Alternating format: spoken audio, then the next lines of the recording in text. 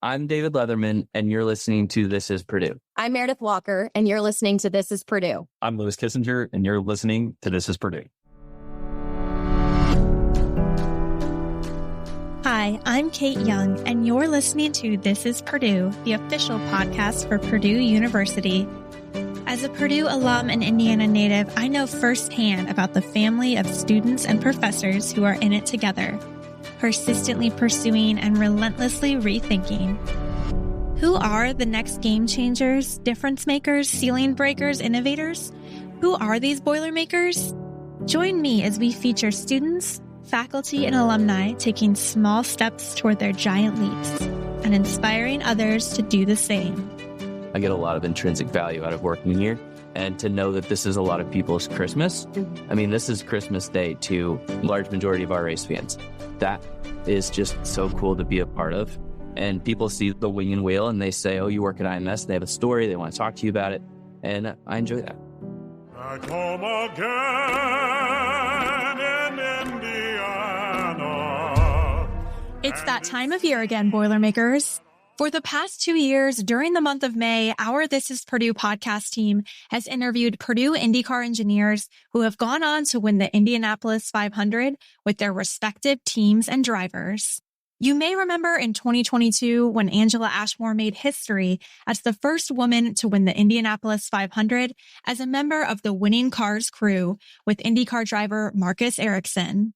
And in 2023, we interviewed two Team Penske IndyCar engineers, Matt Kubel and Mike Koenig. They worked on all three Team Penske IndyCar entries that raced in the 2023 Indianapolis 500, including Joseph Newgarden, who won the 107th running of the Indy 500 last year. Now, in this episode of This is Purdue, we're switching it up a bit. We're talking to three Boilermakers who work behind the scenes at the Indianapolis Motor Speedway to execute the greatest spectacle in racing, the Indianapolis 500. That's right. We're giving fans special access to the iconic IMS in Indianapolis and bringing you all of the details on what it takes and how it feels to pull off the largest single-day sporting event in the world. In this episode, Boilermakers David Letherman, Meredith Walker, and Louis Kissinger are sharing how their education and experiences at Purdue prepared them to host hundreds of thousands of people at more than 200 different events at the IMS each year. So, drivers, start your engines. Let's dig further into how Boilermakers continue to shape the Indy 500 year after year. Here's my conversation with David, Meredith, and Louis. Oh, and by the way, a quick note, we shot this interview at IMS during an Indy 500 open test day. So you may hear some Indy cars zooming around the track throughout our interview. Okay, let's get to it. Thank you all for joining us on This is Purdue, Purdue's official university podcast. We're super excited to hear some behind the scenes stories from three Boilermakers who helped put on the Indianapolis 500. Iconic. Sure. So, Yes, thank you. We're excited. So why don't we go down the line, introduce yourself and your role at IMS and a little bit about your Purdue background. Sure. Yeah, my name's David Letherman. I'm the Senior Manager of Event Personnel here at IMS. I'm a 2015 Purdue graduate from the Daniel School of Business, where I have a marketing degree and then a minor in Spanish and an entrepreneurship certificate. So I've been here since 2015. I came to IMS through the Orr Fellowship, and I was actually IMS's first Orr Fellow. So I worked under Allison Wellington for a little while around the 100th running of the 500, and now I've transitioned into operations. My primary duty is around the guest service staffing that works all of our events. So the iconic yellow shirts all work with our team. We also have several other areas where we pull staff from to make the events go. So staffing is a big piece, but also everything that goes with supporting the staff. So the bike rack, the cones, the uniforms, clocking in, clocking out, hiring, all that kind of stuff. So that kind of centers around our job too. Finally, on event days, I'm in our event command center working through operational problems and firefighting because the plane never survives first contact. So it's always trying to figure out how to make it work when things don't go well. So that's Amazing. what I do. Yeah. I am Meredith Walker. I'm a 2011 graduate from Purdue Daniel School of Business as well, with a major in management and a minor in marketing. And I had a little bit of an untraditional path in getting into the event space. Right after graduation from Purdue, I moved out to New York City and worked in the education sector. I worked for a charter management organization out there and did some recruitment interviewing and placing school teachers and school support staff in schools in Brooklyn and some in New Jersey as well. I moved back. I got engaged, moved back to Indianapolis in 2015 and spent some time once I moved back to Indy networking and meeting with folks within the Indianapolis community, and landed myself a position here at the Indianapolis Motor Speedway on our client services team, working with our suite and hospitality clients and overseeing our club spaces. And since then, I've moved into our VIP and talent experience role where I work with our VIP guests during event time, and then dabble in the employee engagement side of things as well during non-event times. I grew up coming to the track, and so I was familiar when I moved back to Indianapolis and thought this would be a cool place to work. And I'm so glad that I found myself positioned in the event space because I feel like I will never not work in events. So both of you, the 100th running. Yeah. Yes. It was our first event. I was thinking back to that. I'm like, it was such an awesome year to start, but we didn't know, I guess I didn't know what to compare it to. So we kind of, it was our first time, but it was really, really cool to see the community rally around this event. And, it was our largest attended Indianapolis 500 to date. And hopefully this year will be close second, if not more than, but no. But yeah, it was really, really cool to be a part of that. Honestly, it's more about like ignorance is bliss. Like we had no idea what was actually happening.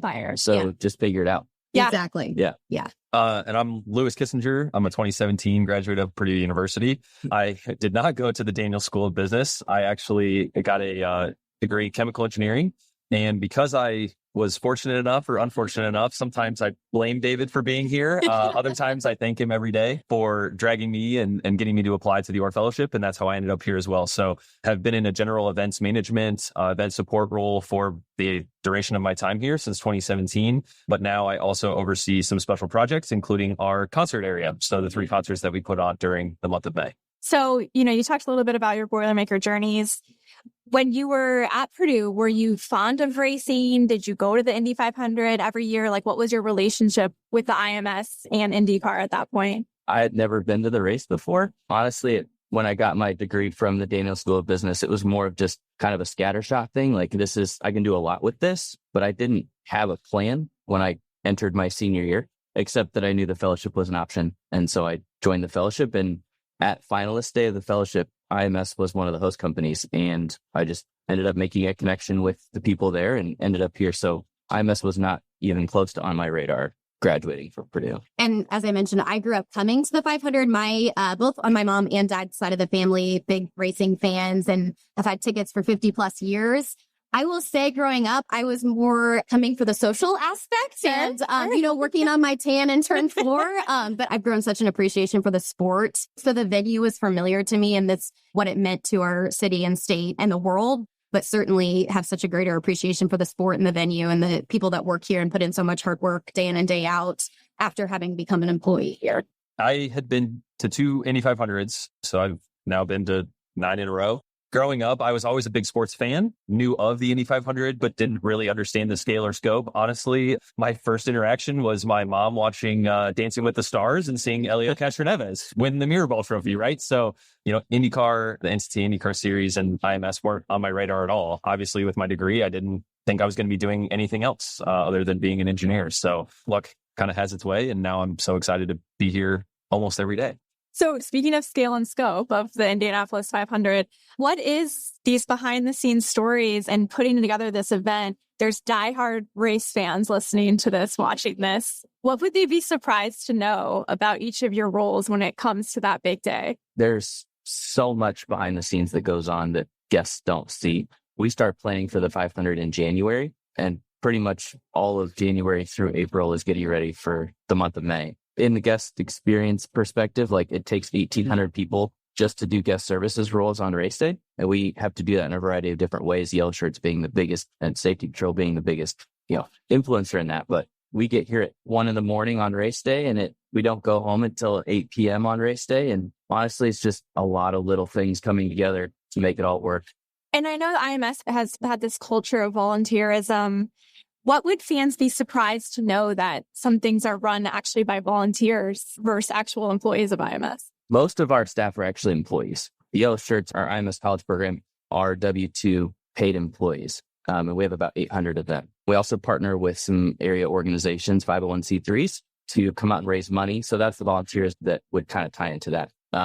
but it does take many people. And most of our yellow shirts have been here for longer than I've been alive. Our average age is in the 60s. So it's very much more like a Kiwanis Club or a Lions Club or a Rotary Club, a fraternal organization, than it is a job. The yellow shirts are a unique organization, and it's really special when you have the same safety patrol work in the same section every year, and they've made relationships with the same fans who have those renewed tickets, and everybody has their yellow shirt, their safety patrol. And we really want to capitalize on that as a part of the culture of being at IMS. So I think something that surprises me about the safety patrol too is the number of people who have worked at Eli Lilly their whole lives or have owned companies and do this as a passion project because they do care so much about it. It's not just your hourly worker, right, who's coming out to try and make some cash. It's these people who truly care about this place and want to make it better, which is why typically our scores are pretty good in our post-event surveys. Yeah, I mean, our customer service continues to grow, and that's because of people like the safety patrol and other people that work here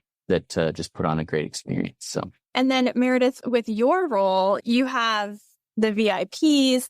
What is the process like, deciding who's going to wave the green flag, who's going to sing the national anthem? What all goes into that? Yeah. So I work closely with our VP of Corporate Communication, Alex Damron, and he sort of is on the front end of securing that talent, working with our executive leadership team and media affiliates like NBC to figure out who we're going to plug into those honorary roles like green flag, national anthem, so on and so forth. So Alex and I partner, and once kind of we've secured that talent, it comes to me to handle all the logistics and execution from that point on. I think something that, when people say VIPs and celebrities, that can easily sound very glamorous. I think if I've done my job well by race weekend, I'm not entertaining or with any sort of VIP or celebrity. We have staff who will help as, handlers for the weekend. And then that way I'm free and floating to troubleshoot as necessary. But mine, I think people are often, who's the coolest celebrity or VIP you've met? And don't get me wrong, I do get to do that in my job, but a lot of it's behind the scenes, like most of our jobs are. And it's hugely focused on attention to detail. And it's things like securing ground transportation and private jets and commercial flights and, specific catering requests. And it's a lot more on the logistics and operational side of things than it is more of the entertainment and forward-facing piece. And I think that's a common thread that you could pull between all three of us is we want to be bored on event days. Yes. Like if we're not bored on event days, then we've missed something there are always going to be problems, right? But if we're bored on event days, that means we did the pre-work well and then everything's going as planned. Yeah. That is super interesting. Yeah. And it makes sense though. All the prep work, you're over prepared for events. It's really hard too, because you're sitting, I'm up on David, I'm Pagoda 9, and your adrenaline's pumping. You want to be helping. Right. But all of the things that you can do to help have already been done. That's something that we've all learned from Allison, who we worked with closely, is if you're not doing anything, it's because you're doing the right thing. So it's good. And then Lewis, with your role, events are live, things happen. And it's kind of like, also though, we talked about this with the recent solar eclipse viewing event. I thought everything was amazing and went off without a hitch. And that's what you want people to think, even if inside you're a little bit nervous or stressed, right? Yeah. So, live events, you only really get one shot at it. And with something like the solar eclipse or the Indy 500, that's the hardest part about the job, is there's no test run. We don't get another chance at an Indy 500 for 360 something days. The expectations and the pressure to be perfect are so high. But if we've done our job right, we are at a 9 out of 10. We feel really good about it, but know that there were things that we missed on an Indy 500 race day, and the fans feel a 10 out of 10. If that kind of comes together, most of the stuff that we're worried about is nitpicky things that we want to be better at because we're perfectionists and we expect the best out of the people who come and work and view at the Indianapolis Motor Speedway. So my wife gets very frustrated with me when I go to other events because I'm like, oh, why is that sign there? Why does it make any sense? Yeah, what's this staff person doing? So those types of things just become a part of who you are. And I love going to other live sporting events and enjoying as a fan. So it's a great marriage of my job and my passion. But are you secretly analyzing all these other professional sports? Yeah, I just don't get to verbalize it. Yeah. Sure. Yeah, right. So no, most places do a really good job and they're doing exactly the same things we're doing. Right. We just have to do it at 6 times the people, right? Of anybody else. Now, as many Boilermakers know, Purdue continues to have a mark on the Indy 500 each and every year. From the All-American Marching Band performing across the Yard of Bricks to Purdue-trained engineers in the pits preparing IndyCar drivers for the 500-mile race, Purdue has helped welcome fans back home again to Indiana for more than 100 years. And over time, Boilermakers' enthusiasm and involvement in the sport has only grown. From the pre-race parade to the stories you're hearing now on the behind-the-scenes event planning involved in pulling off the greatest spectacle in racing. David, Meredith, and Lewis share more about what it means to them to work for the Indianapolis Motor Speedway, and specifically to ensure the Indy 500 is planned to perfection. You know, this event means so much to the city, the state, the country, the world, the racing community. What does it mean to you all that you get to contribute to this success each and every year? I get a lot of intrinsic value out of working at IMS. I mean, there's a little bit of pride having the wing and wheel. I think if you talk to most people in this company, the wing and wheel means a lot. But we talk about events, and it's a little bit like a drug. You kind of crave it. You want that chaos. And the people who are really good at events, like, thrive in the chaos, love the chaos. I was going to say, it takes a special person, though, and all three of you, I can tell. Yeah. Yeah. Because it's easy to lose your head. It's easy to get overwhelmed with the details of the moment. But this will be my 10th May. Mine too, yeah. For you. And every year you learn a little bit something else. But I get a lot of intrinsic value out of working here. And to know that this is a lot of people's Christmas. Mm-hmm. I mean, this is Christmas Day to a large majority of our race fans. And it's so cool to be a part of. And people see the wing and wheel and they say, oh, you work at IMS. They have a story. They want to talk to you about it. And I enjoy that. Echo everything that David just said. And I think I get more excited on race day than I do for Christmas. So I think it is such an honor to work here. And like David mentioned, to, have a bit of pride in wearing, or a lot of pride in wearing the wing and wheel. I know for myself, there's such a deep sense of loyalty and commitment after working here. I think not only to this place, but to the fans and the relationships we've built, but especially my coworkers, right?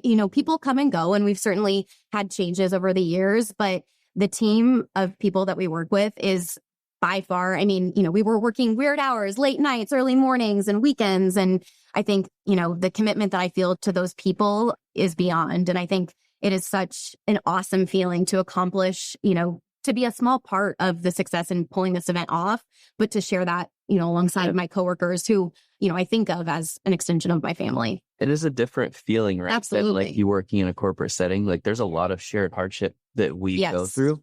Like you said, long hours. Just at the solar eclipse, we had the IT team, the creative team, the facilities team, all at a gate scanning tickets because we are so busy. Right. And so, like, it just is. It's a unique culture. And we're growing up together, right? We were just talking before this, I was at both of these guys' weddings, and it's cool to have that close-knit staff culture that we have here. Yeah. I can tell the camaraderie.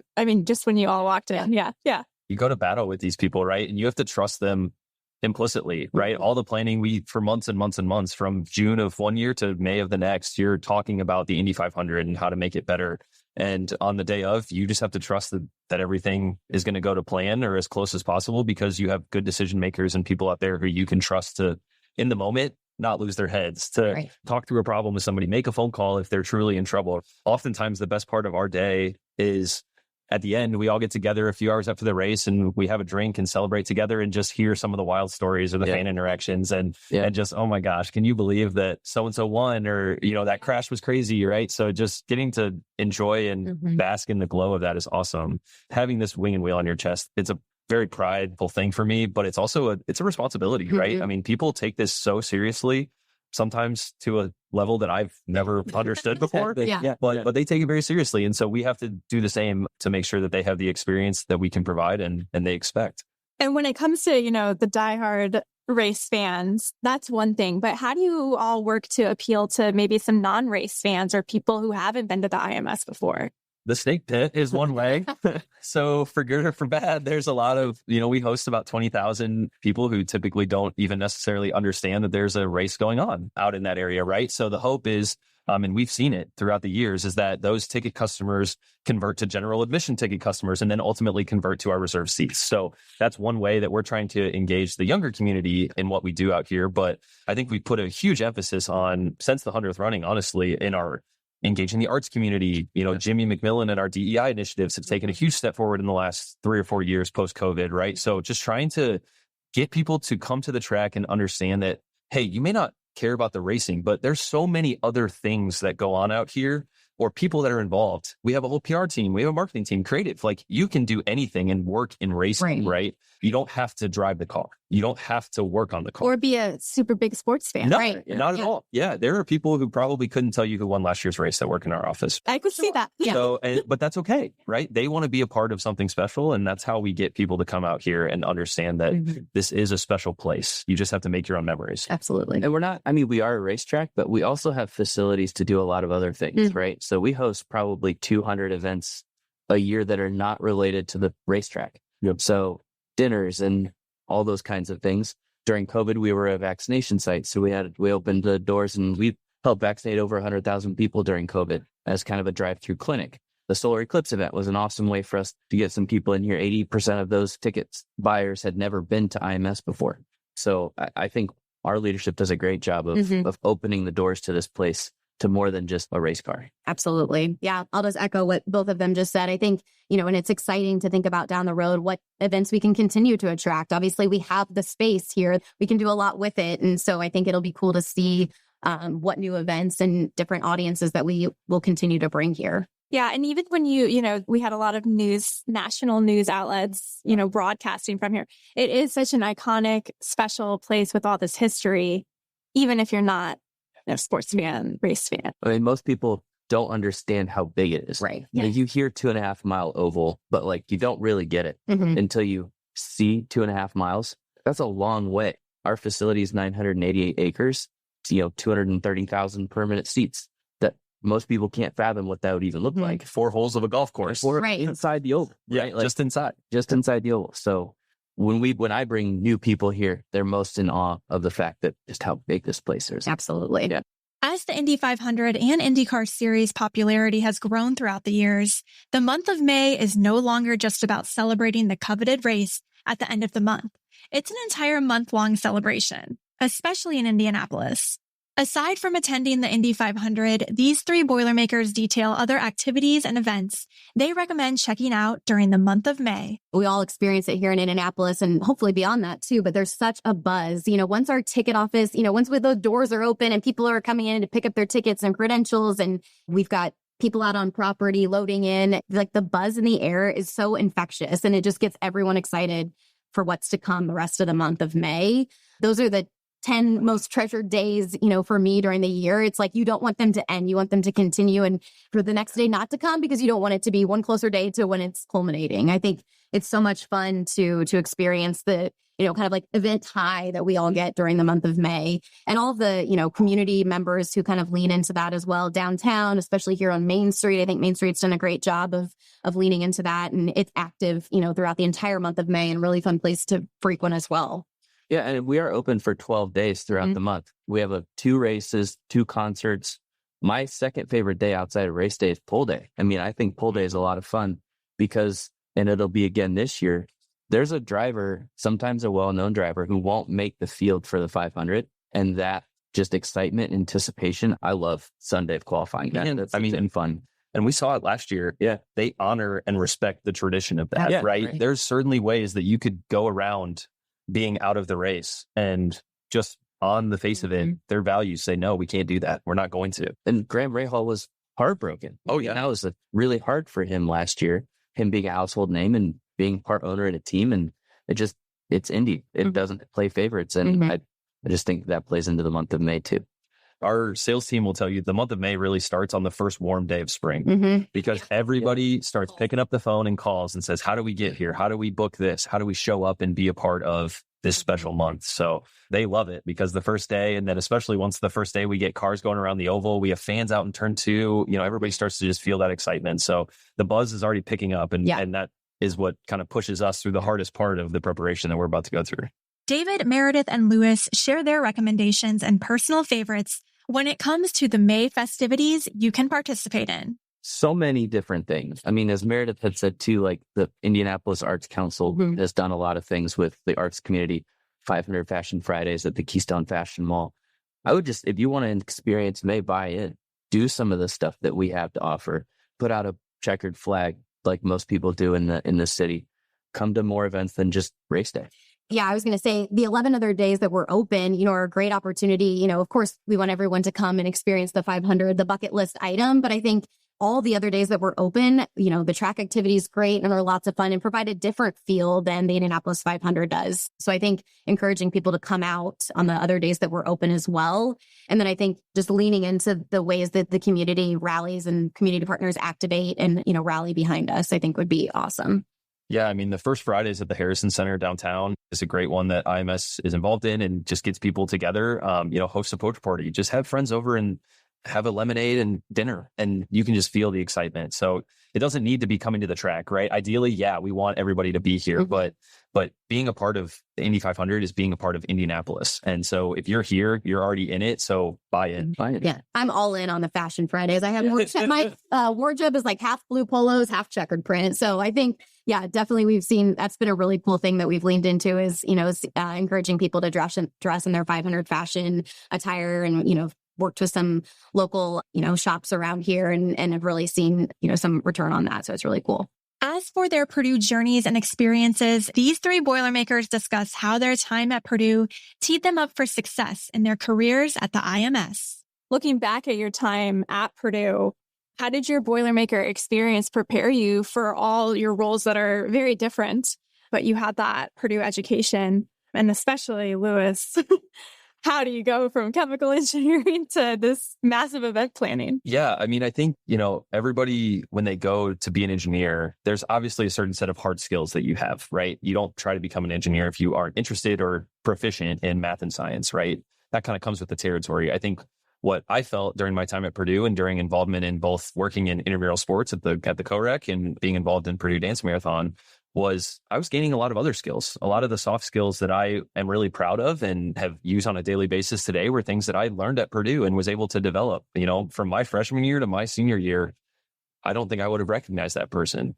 But the one thing that has been the same since probably before Purdue is I'm a problem solver. That's what I want to do every day. And that's what makes me super excited. If you throw something at me, I want to break it down and put it back together. Now, chemical engineering is not necessarily that, but here at IMS, there are such complex problems, whether it's because of the number of things that we have to do or the number of people that have to be involved in what we do. And so being able to pull that apart strand by strand and really get everybody on the same page and moving forward as one is the core of what's at my job and why I'm so excited to be here. He is definitely our go-to for all the complex math and science. And during the pandemic, he was the go-to for all the, figures we put together. And that was a mess. Yeah, it was fun. The engineering degree helps tremendously. Yeah. And I'm unique in this field, Absolutely. right? So that's another thing that, selfishly, I take a little bit of pride in. Not many people have my background who work with us at the track or with our other groups who come in. So it's fun to be able to provide a different perspective. I'd build on what he said. I think the problem solving and the critical thinking skills, and then, of course, in working in groups and in different teams, I think that the skills that you develop and acquire in working with groups and group settings help a lot and transfer into the workplace. But like Lewis, I think we all kind of crave those problems, the problems that exist, and then we can go and solve. So I think, my time at Purdue definitely helped with that. And then the critical thinking piece. Same as what these guys said, but also I took a lot of advantage of my time at Purdue. I was involved in intramural sports, which is how Lewis and I kind of got to know each other. I was in Purdue student government. I was a RA in Harrison my senior year.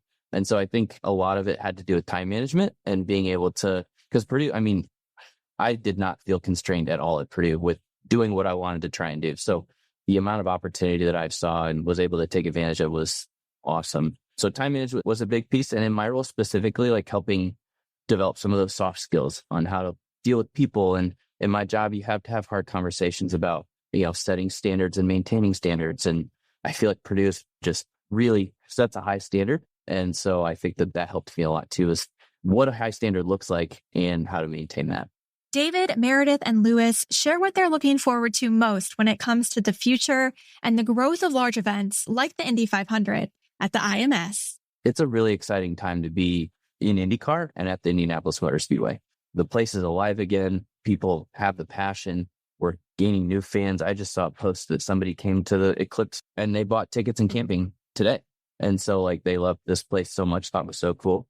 And we're building new fans every day. And it's just I think it's a really exciting time to be a part of both organizations. Absolutely. I think we all have been here since before the Penske acquisition. And I think it's been really cool to experience that change in leadership and see the changes and improvements that have been made to the facility itself and throughout the organization. But I'm excited to continue to see where and how we develop the facility and then what events that allows us to attract. I think in my previous role working with the suite and hospitality spaces, I always like those type of projects, right? Where we see a space and we look to update it or, what can we change this into? So excited to see what might be possible down the road there. But yeah, excited to continue to attract new audiences, but, keep our, returning fan coming back. So I think like David, we're excited to continue to grow the events that we host here at the Speedway, but also continue to grow the IndyCar sport as well. Yeah, I think it's kind of like Purdue, right? Isn't there a written or unwritten rule that Purdue has to be ever changing and has to be adapting, right? It feels that way around IMS right now. Whether it's putting the new IMS Performance Center out in turn 3, whether it's, we have a new food and beverage partner and they're investing a ton of money to try and make the fan experience better. So it's those small things that we are really putting our time and effort into to improve Indy 500 race day. But in general, we have so many other racing events. We have so many other racing series from around the world who want to be here because of the history of what we do. And then also because our team is so good at what we do. Our renewal rate on these track rentals and all these other things that happen throughout the year is incredibly high. You can hardly get a date here because people want to come back year over year over year. So for me, seeing the growth of the NTT IndyCar series feeds us all these new fans and people want to come here. And in turn, we help pour that back into them and help, a lot of our staff are now going on the road to help them and they're stepping in to help us with all the national media you've been referencing, right? Like all of that stuff, we're just really building off of each other. And that relationship has been stronger than ever, which I think just opens the doors to a lot in the next 5-10 years. I love that tie Lewis made between the IMS and Purdue's persistence and innovation.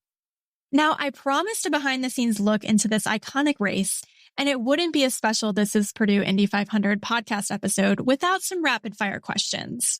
Okay, so what question do these three get the most from fans when it comes to working on producing the Indy 500? What are their favorite race day traditions? And here's one that is sure to cause some discussion. What is the best spot in the IMS to watch the race? David, Meredith, and Lewis share their answers. Okay, so all of our race fans, we want to know the behind the scenes details.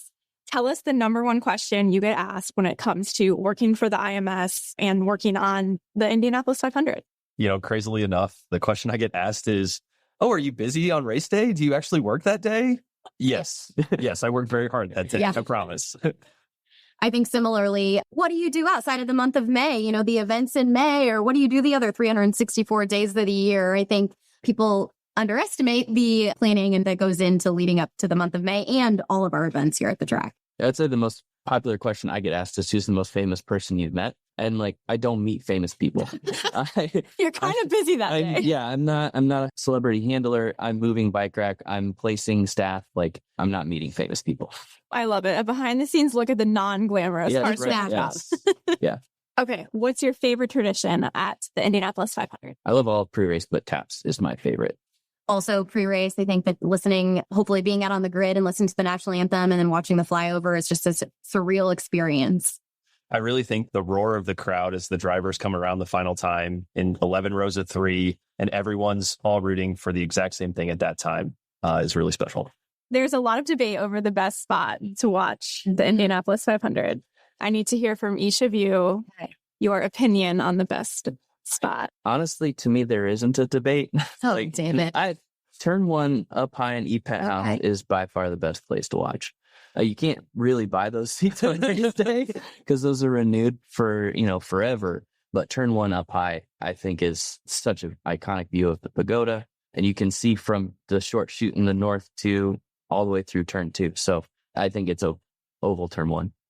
I'm team turn 4 all the way. My family, as I mentioned, has had tickets in the same area for 50 plus years. And so every race day after the green flag has, been waved, and I try to sneak out there for 5 to 10 minutes, usually wolf down a piece of fried chicken. And, since I've eaten nothing to that point, and say hi to my family and then soak in the vantage point from turn 4. So I'm biased because that's where my family sits, but there's really not a bad seat in the house. I will say, we get to be in a lot of different areas. And I think often people are trying to get into the suite spaces and all of that. But, our grandstand seating provides some awesome views. And exactly, you see more of the racing than you do, potentially in a suite space. So I think, it's cool that each family or individual who comes has, their favorite seat and they stick to that. So I'm team turn 4. Look, if you're trying to watch the racing, I think that's fine. Yeah. But the real fun part is getting to watch the people. That's true. Very so true. if you want to see the best people watching, you go to turn 3 on the viewing mounds and you just sit back and relax because you will see something you probably have never seen before. Right. Avoid the mud pits. I mean, it happens. It's what it is. It's its own culture. Yes. Yeah. I'd be curious what Lewis would say if you actually. I mean, the best spot is where we get to watch from Pagoda 9. But nobody can get there, right? Yeah, we have a very special access, which I don't take for granted for sure. Right.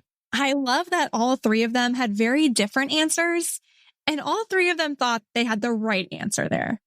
As we mentioned earlier, the IMS hosts more than 200 events each year, and David, Meredith, and Lewis have dedicated their careers to making sure every guest, race fan or not, has an unforgettable experience at this legendary venue. These 3 Boilermakers share their most memorable, special moments when it comes to working for the IMS. The first one that comes to my mind is how COVID and how that all kind of played out, because we were on such pins and needles with what this place was going to look like in COVID. We thought we were going to have the race in May, and then we found out 3 weeks before that we couldn't. And then it was half our staff got furloughed, and then it was figure out how to do it all together. And that was really hard, but also all 3 of us continued to work, and we were a part of some of that team that helped continue to keep moving things forward. It was a really emotional and uncertain time for all of us, not just at IMS, but for the world. And so I think when people ask me what's one thing that you continue to remember, it was being a vaccination site that we helped through COVID. And it was, the 135,000 people who were here for the 2021 race and how weird that was. And being on the grid for the 2020 race when no one was here. And that just was so surreal. So unlike what normal race day feels like. But also it brought a lot of people, our team together. It brought a lot of people back in 2022. That was a really emotional race, was 2022. It was the back home again messaging, and it was people coming back to the place that everybody loves so much. I think that whole progression from the uncertainty of COVID to the half measure we had in 2021 to what 2022 felt like and having everybody here again. And then everything that went in between all that, I think was super impactful for me. I'm trying to think of one specific memory. I wish I could just bottle up the way that May feels and then like perfume, spray it on me when I needed a little bit of it. I think that it's all those small moments, right? I can think of requests that I've been made, to race day morning, find some Raisin Bran. And I'm of all things, Raisin Bran. And it needed to be somewhere immediately, I'm trying to juggle, 500 other things.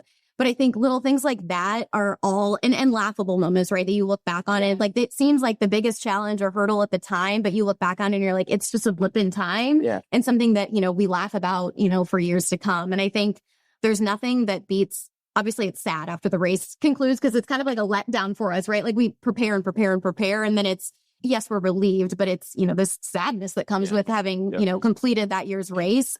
But just the pride that we feel in having pulled off the greatest spectacle in racing with people we care so deeply about, I think is just such a cool experience. And, just looking around at people I trust and care so deeply for, I think that to me, at the culmination of the race is such a special memory that I hold every year. I think it is kind of hard to come up with a single thing. Exactly. Because there's so many individual moments. Yeah. And some of them in the moment, you're what the heck? Yeah. What just happened?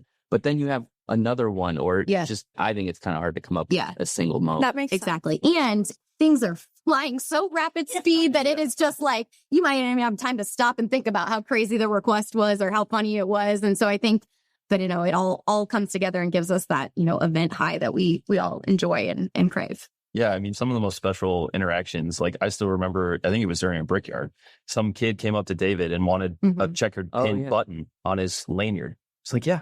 And that kid had the best day, probably because of it, right? The smallest little thing that you can do to make a fan's day and you have no idea, right? Right. Now, in a different vein, my welcome to Indianapolis moment was the first year I was here full time. I was responsible for our glamping area. It was crazy hot that year, and I had ordered the same amount of ice that we've ordered for 3 or 4 years before that. Well, it's Saturday morning, and we're out of ice. And me being new, I'm like, well, we're out of ice. Well, I'll call and get more ice tonight. Well, of course, that's not an acceptable answer. So I'm calling our food beverage provider. I'm calling everybody. So we find a little bit of ice. Well, that night, it's 9 p.m. Saturday night before the race. We just put on the Legends Day concert at this point, and I am loading a golf cart with our executive team, interns, me, whoever was around is loading ice into a golf cart so that this group of 500 fans can have ice for race day.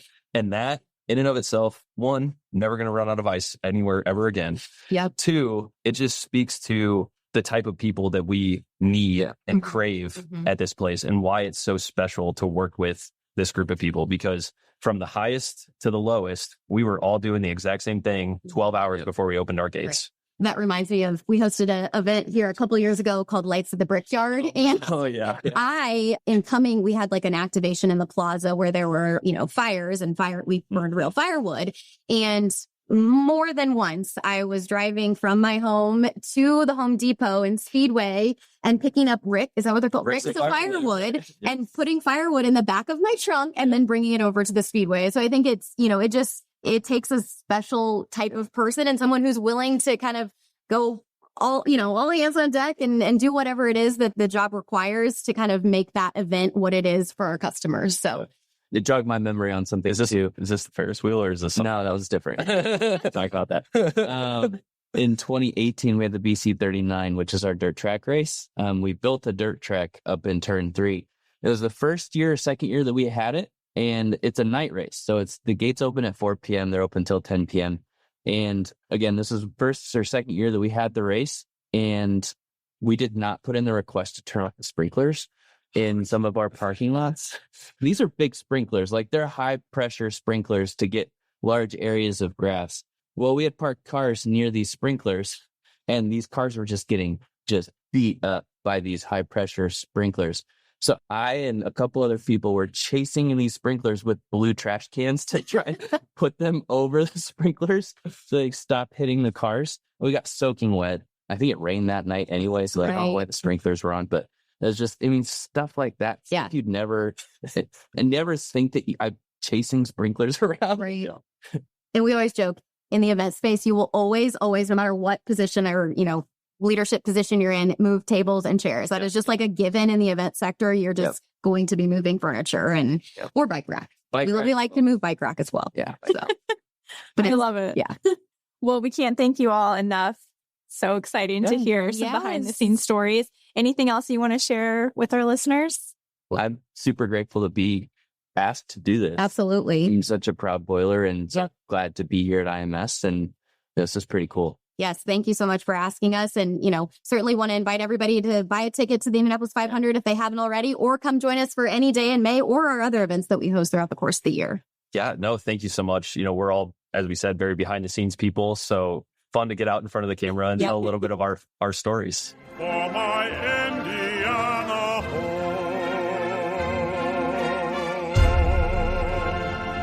This year's 108th running of the Indianapolis 500, presented by Gamebridge, is on Sunday, May 26, 2024. We wish this special IMS team all the best on race day. And by the way, have you ever wondered where celebrities like Adam Driver, Matt Damon, and Christian Bale sit while they're watching the Indy 500? Join us on our podcast YouTube page for a behind-the-scenes tour of a VIP suite at the IMS. Just head over to youtube.com/@This Is Purdue.